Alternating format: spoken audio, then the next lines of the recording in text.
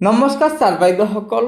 অসম চৰকাৰৰ সাধাৰণ প্ৰশাসন বিভাগে অহা 9 এপ্ৰিল 2024 তাৰিখ বৃহস্পতিবাৰে ৰাজ্যত চৰকাৰী বন্ধ ঘোষণা কৰিছে।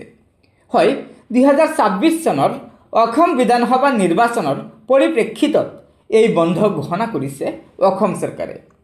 সেয়েহে অহা 9 এপ্ৰিল 2024 তাৰিখ বৃহস্পতিবাৰে সমগ্ৰ অসমৰ সকলো চৰকাৰী আৰু বেচৰকাৰী কাৰ্যালয়সমূহ, শিক্ষানুষ্ঠান, ব্যৱসায়িক প্ৰতিষ্ঠান, বেংক, চাহ বাগান আৰু উদ্যোগসমূহ বন্ধ থাকিব। হয় ছাৰ বাইদেউসকল, আপোনালোকে নিশ্চয় জানিব পাৰিলে যে অসম বিধানসভা নিৰ্বাচন 2024ৰ বাবে অহা 9 এপ্ৰিল 2024 তাৰিখে অসম চৰকাৰৰ সাধাৰণ প্ৰশাসন বিভাগে চৰকাৰী বন্ধ ঘোষণা কৰিছে।